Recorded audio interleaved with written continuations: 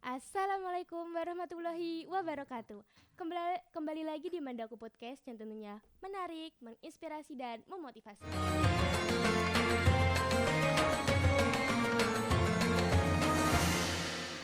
Kali ini bersama saya Alia Putri Damayanti yang menjadi moderator pada Mandaku Podcast kali ini. Kali ini saya nggak sendiri teman-teman. Kali ini saya dengan narasumber yang kerennya minta ampun, yaitu silakan perkenalkan diri Kak. Perkenalkan, nama saya Jalaluddin Al-Karimi. Masya Allah. Panggilannya siapa nih Kak Jalal? Panggilannya Jalal. Masya Allah. Ternyata kali ini kita bersama Kak Jalal yang tentunya Kak Jalal ini dari organisasi mana nih Kak kira-kira? Dari organisasi Mandaku Islamic York. MIY teman-teman. Kali ini Kak Jalal di sini ingin membawakan tema apa nih? Tema yang saya bawakan kali ini adalah kemukjizatan Al-Quran di bulan Ramadan. Dari temanya aja udah sangat-sangat menarik ya teman-teman, kemukjizatan Al-Quran. Dan kalian harus nonton ini sampai habis sih kataku, jangan di skip-skip ya. Menurut Kak Jalal nih, kaitan Al-Quran dengan bulan suci Ramadan tuh gimana sih? Nah, jadi Al-Quran itu diturunkan kepada Nabi Muhammad SAW di bulan Ramadan, tepatnya di bulan Lailatul Qadar. Nah, jadi di bulan Ramadan ini di Lailatul Qadar kita harus meningkatkan membaca Al-Quran, mengamalkan gitu. Pokoknya di bulan suci Ramadan ini jangan sia-siakan dengan hal-hal yang gak bermanfaat ya teman-teman. Kan banyak yang bilang kalau Lailatul Qadar itu malam yang lebih baik dari 1000 bulan. Emang kenapa sih kok dibilangin seperti itu? Jadi Al-Quran itu kan diturunkan di malam Lailatul Qadar. Nah, di Lailatul Qadar ini Allah Subhanahu wa taala menurunkan besar-besarnya rahmatnya dan juga ampunannya. Nah, jadi kepada umatnya ya. Jadi kita harus selalu berikhtiar untuk mendapatkan rahmat itu dan ampunannya. Berarti kalau kita ngelakuin ibadah-ibadah baik di malam Lailatul Qadar itu, pahalanya akan berlipat-lipat ganda ya Kak ya. Masya Allah. Jadi kalian jangan capek-capek untuk berbuat hal baik guys. Nggak cuma di malam Lailatul Qadar aja ya, tapi di setiap hari dan setiap saat. Menurut Kak Jalal, gimana sih kok Al-Quran itu bisa menjadi petunjuk bagi umat Islam, terutama di bulan suci Ramadan kali ini? Nah, jadi Al-Quran ini diturunkan sebenarnya untuk menjadi petunjuk. Petunjuk untuk seluruh alam atau hanya untuk umat muslim aja atau semuanya? Petunjuk untuk seluruh alam. Masya Allah. Ya, Allah itu berfirman di surah Al-Baqarah juga, Al-Quran ini untuk petunjuk. Jadi Allah berfirman, wahai orang-orang yang beriman, berpuasalah sebagaimana diwajibkan atas orang sebelum kamu berpuasa agar kamu bertakwa. Gitu. Jadi perintah puasa itu udah ada ya Kak di Al-Quran? Iya, udah ada untuk petunjuk bagi seluruh alam. Seluruh alam semesta, nggak cuma untuk manusia aja ya tentunya.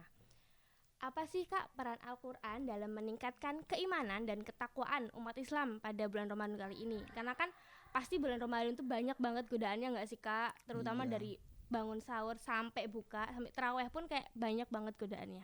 Nah, jadi Allah itu memberikan petunjuk kepada kita melalui Al-Quran dan juga cara-cara yang diberikan oleh Allah Subhanahu wa taala kepada Nabi Muhammad, dan Nabi Muhammad juga memberikan solusi kepada kita terkait cara-cara berpuasa. Jadi Allah Subhanahu wa taala memerintahkan kita untuk selalu bersabar, menahan agar kita tidak mengikuti godaan setan yang selama bulan Ramadan ini setan ini sudah dibelenggu ya.